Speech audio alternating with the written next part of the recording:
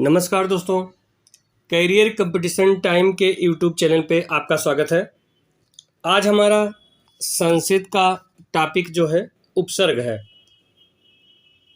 क्योंकि उस उपसर्ग काफ़ी इम्पोर्टेंट टॉपिक होता है और अगर आप कोई भी पेपर देते हैं तो इससे प्रश्न जरूर आता है, चाहे सीटेट, यूपीटेट, टीजीटी, पीजीटी कोई भी पेपर देते हैं। तो आप सिंपल सा थोड़ा जानिए, और वैसे हमारे सारे मित्र जानते भी होंगे कि उपसर्गों की संख्या कितनी होती है। तो ये उपसर्ग 22 प्रकार के होते हैं। अगर सिंपल क्वेश्चन आता है कि उपसर्ग कितने प्रकार के होते हैं, 22 प्रकार के होते हैं। इसका सूत्र क्या है? तो उपसर्गः क्रिया योगे, सूत्र है उपसर्गः क्रिया योगे। और उपसर्ग लगभग हमारे मित्र जानते भी होंगे 22 हैं, और वो कौन कौन से हैं। लेकिन उपसर्ग का प्रयोग कहाँ कहाँ होता है, कैसे होता है? अगर उपसर्ग का प्रयोग हो जाता है तो अर्थ में कितने परिवर्तन, क्या क्या परिवर्तन आते हैं, कैसे आते हैं, उसकी चर्चा आज हम करेंगे और आपको दिखाएंगे भी, पढ़ाएंगे भी कि उपसर्ग आता है तो क्या परिवर्तन हो जाता है। तो सबसे पहले हम जो 22 हमारे उपसर्ग हैं उसको देख लें कि कौन कौन से हैं। तो प्रा, परा, अप, सम, अनु, अव, निस, निर, दुस, दुर, बी, आंग, नी, आदि, अपि, अति, सु, उत, अभि, प्रति, परि, उप। ये 22 उपसर्ग हो गए। अब जैसे राजस्थान जो हमारा आरपीएससी का है, ग्रेड 2 का है, या उसमें इसका प्रयोग कैसे होता है, कहाँ कहाँ होता है, क्वेश्चन ऐसे आते हैं, प्रश्न ऐसे आते हैं। तो इसलिए हमको जानना जरूरी होगा कि उपसर्ग का प्रयोग कैसे होता है, कहाँ होता है, कौन सा अगर उपसर्ग आता है तो क्या अर्थ में परिवर्तन होता है कि नहीं होता है, तो इसकी चर्चा करेंगे। तो इसमें पहला है कि उपसृजन्ते धातूनाम समीपे क्रियन्ते इत उपसर्गः। इसका होगा कि सामान्यतः जो धातुओं के समीप रखे जाते हैं उपसर्ग कहलाते हैं। मतलब जो धातु है उसके समीप रखे जाते हैं उपसर्ग कहलाते हैं। परंतु उपसर्ग से केवल क्रिया का ही निर्माण नहीं होता, इससे अन्य शब्दों का भी निर्माण होता है। उपसर्ग आता कहाँ है ये भी ध्यान रखिएगा। तो उपसर्ग पहले आता है, प्रत्यय बाद में जुड़ता है। मतलब धातु से पहले उपसर्ग जुड़ता है और प्रत्यय बाद में जुड़ता है। ये भी कभी कभी क्वेश्चन पूछ ले जाते हैं। अब जैसे इसमें देखिए है प्रा ही धातु है। अब ह्री धातु से पहले प्रा उपसर्ग आ गया तो क्या हो गया? प्रहरति, मतलब पीटता है। कारा संज्ञा है और उससे पहले प्रा आ गया तो प्रकारा मैंने भेद, अर्थ में परिवर्तन हो गया। तो उपसर्ग के प्रयोग करने पर मूल शब्द का अर्थ प्रायः बदल जाता है। अब यहाँ पे ये दिया हुआ है कि संस्कृत में कुल 22 उपसर्ग हैं जो निम्न अर्थों का बोध कराते हैं। मतलब हम यहाँ अर्थ जानेंगे कि किस कौन से उपसर्ग का कौन सा अर्थ होता है, और उसके बाद उससे बनने वाले आगे शब्द भी जानेंगे। तो जैसे है पहला प्रा। प्रा किस किस का अर्थ का बोध कराता है? तो अधिक का, उत्कर्ष का, गति, यश, उत्पत्ति एवं आगे। अगर प्रा उपसर्ग आ जाता है तो इसका अर्थ यह होगा। दूसरा है परा। परा का होगा उल्टा, पीछे, अनादर, नाश आदि। मतलब बहुत सारे और अर्थ आते हैं, लेकिन इसमें कुछ अर्थ दिया हुआ है। अगला है अप। अप में लघुता होता है, हीनता होती है एवं दूर ले जाना। मतलब अगर अप उपसर्ग आ गया तो इसका अर्थ ये होगा। सम, सम में अच्छा होगा, पूर्ण होगा, साथ होगा आदि। फिर है अनु। अनु मतलब पीछे, निम्न, समान, क्रमादि।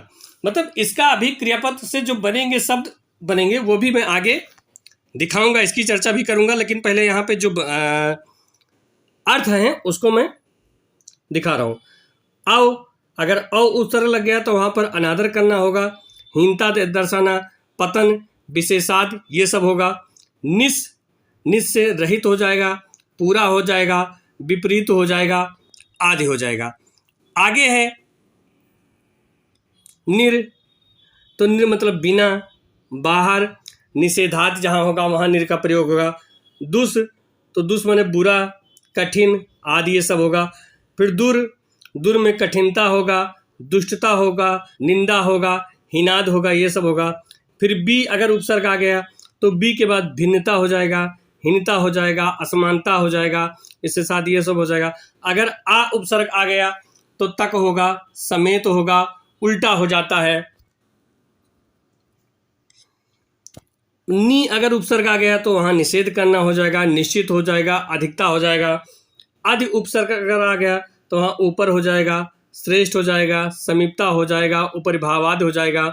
सु उपसर्ग आ गया तो उत्तमता, सुगमता, श्रेष्ठार्थ, ये श्रेष्ठता ये सब हो जाएगा। उत उपसर्ग आ जाता है तो उसका ऊंचा होता है, श्रेष्ठ होता है, ऊपर, ये सब होता है। फिर अभी उपसर्ग आ गया तो सामने, पास, अच्छा, चारों ओर, ये हो गया। जैसा अभिता परिता, तो अभिता मतलब चारों ओर, परि मतलब सभी ओर, तो आसपास, सब तरफ, पूर्णतया परि उपसर्ग आता है। उप मतलब होता है निकट, निकट, सदृश, गौड़, सहायता, लघुता, आदि ये सब होता है। अति, अति का तो अत्यधिक होगा, ये उपसर्ग होगा। फिर प्रति, प्रति मतलब विरोधार्थ। तो ये हो गया हमारा 22 उपसर्ग हो गए। अब इसके उपसर्ग से जो क्रियापद होते हैं उससे बनने वाले कैसे शब्द बनते हैं, ये क्योंकि ज़्यादा इम्पोर्टेंट है ये जानना। उपसर्ग तो हमारे सभी मित्रों को लगभग याद ही होता है, तो इसलिए ये जानना बहुत जरूरी है। अब जैसे पहला है प्रा उपसर्ग है, तो इसका अर्थ है भवत। अगर भवत मतलब होता है, लेकिन अगर प्रा उपसर्ग लग के प्रभवति हो गए तो इसका अर्थ हो जाएगा प्रकट होता है।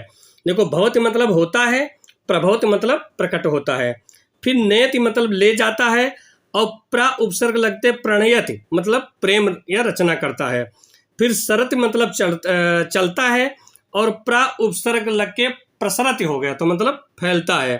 फिर तिष्ठत मतलब ठहरता है या बैठता है, और प्रा उपसर्ग लग के तिष्ठते मतलब जाता है।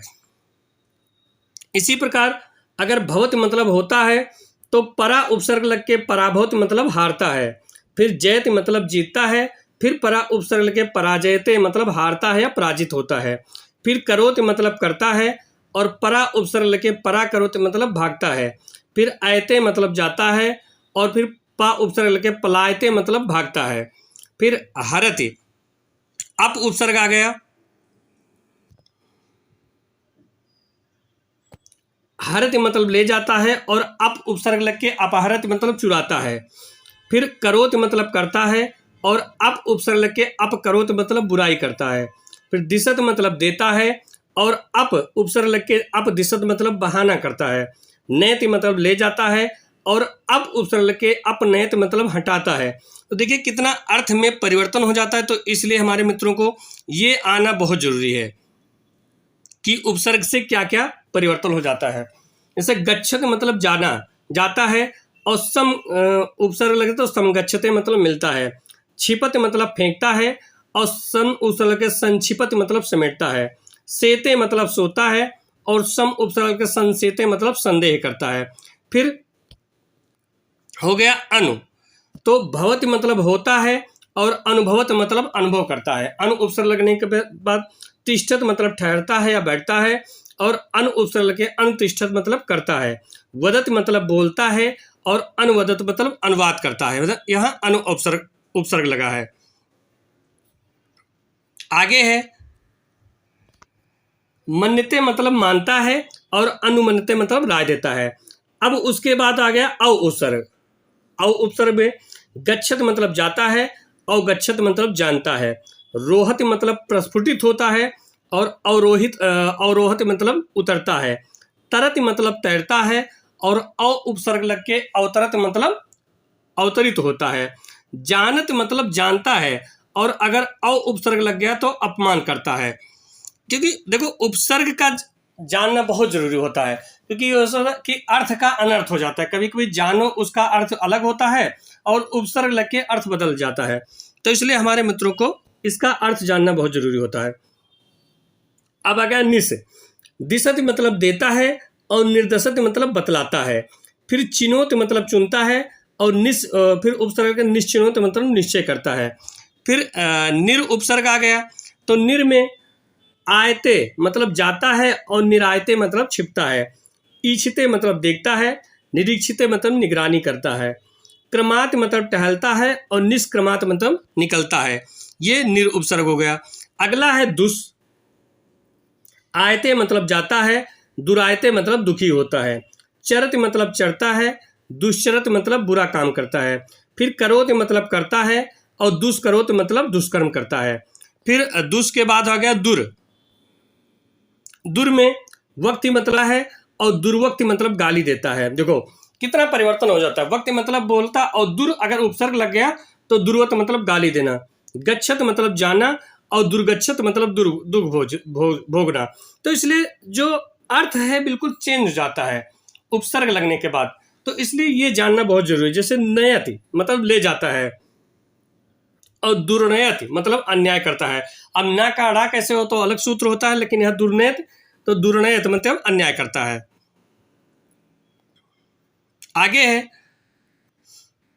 बी उपसर्ग। चरत मतलब चढ़ता है और विचरत मतलब टहलता है। लपत मतलब बोलता है और बिलपत मतलब बिलाप करता है।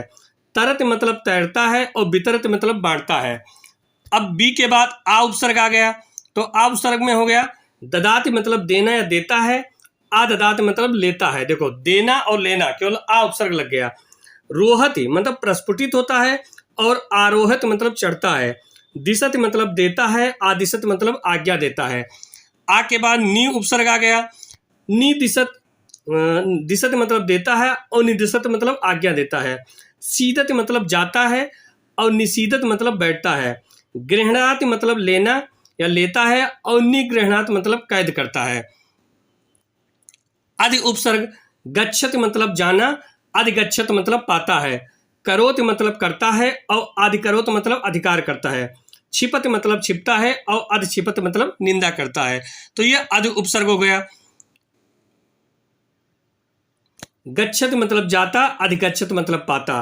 करोत मतलब करता, अधिकरोत मतलब अधिकार करता। छिपत मतलब छिपता, अधिछिपत मतलब निंदा करता। अब उपसर्ग देखिए, धात्य माने धारण करना और अपिधात्य मतलब ढकना या ढकता है। फिर गिरत मतलब निगलता है और अपगिरत मतलब स्तुति करता है। नहियत मतलब बांधता है और अप उपसर्ग के अपनहियत होता है तो पहनता है। अब यहाँ हो गया अति। अति का होगा सेते मतलब सोता है और अति उपसर्ग लग के अतिशेते मतलब बढ़ता है। रिचिते मतलब खाली करता है और अति उपसर्ग लग के अतिरिचिते मतलब बढ़ता है। एति मतलब जाता है और अत्येति मतलब नष्ट करता है। अति उपसर्ग लग के सु उपसर्ग हो गया। सु का देखिए करोत मतलब करता है और सुकरोत मतलब पूर्ण करता है। चरत मतलब चढ़ता है और सुचरत मतलब अच्छा आचरण करता है। नैति मतलब ले जाता है और सुनेत मतलब अच्छा काम करता है। उत उपसर्ग हो गया। उत में देखिए अगर उत उपसर्ग लगता है, तिष्ठत मतलब बैठना और उत्तिष्ठत मतलब उठना या उठता है खड़ा होना। पतति मतलब होता है गिरना और उत उपसर्ग उत्पतत मतलब उड़ना। तरत मतलब तैरना होता है और उत उपसर्ग उतरत मतलब उत्तर देना होता है। अब अगला है अभि उपसर्ग। अभिमन्यते मतलब मानना होता है और अभिमन्यते मतलब अभिमान करना होता है। जानत मतलब जानना और अभिजानत मतलब पहचानना। धत्ते मतलब धारण करना और अभिधत्ते मतलब कहना होता है। उसके बाद हो गया प्रति उपसर्ग। प्रति का वदति मतलब बोलना, प्रतिवदत मतलब जवाब देना होता है। इच्छते मतलब इच्छा करना होता है और प्र उपसर्ग लगे प्रतीक्षते मतलब प्रतीक्षा करना। जानत मतलब जानना होता है और प्रति उपसर्ग के प्रति जानत मतलब प्रतिज्ञा करना होता है। फिर उसके बाद हो गया परि उपसर्ग। तो वर्तते मतलब है और परिवर्तते मतलब बदलता है। चिनोत मतलब चुनता है और अगर पर उपसर्ग के परिचिनोत मतलब तो पहचानता है। फिर अगला हो गया उप उपसर्ग। फिर दिशत मतलब दिशा देता है, और उपदिशत मतलब उपदेश देता है, और उपक्रम मतलब शुरू करता है। तिष्ठत मतलब बैठता है, और उपतिष्ठत मतलब उपासना करता है। तो ये हमारे 22 उपसर्ग हो गए। और 22 उपसर्ग के कौन कौन से अर्थ, मतलब उसके अर्थ कैसे बनते हैं, ये मैंने आपको ऊपर बताया। अब एक शब्द मैं यहां आपको बता रहा हूं, उसका देखिए कि उपसर्ग लगने से कितना परिवर्तन आ जाता है।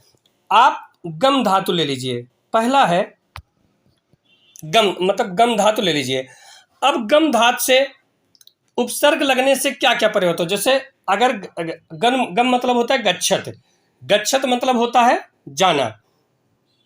अगर गच्छत से पहले अनु उपसर्ग लग गया तो हो गया अनुगच्छत, मतलब पीछे पीछे जाता है।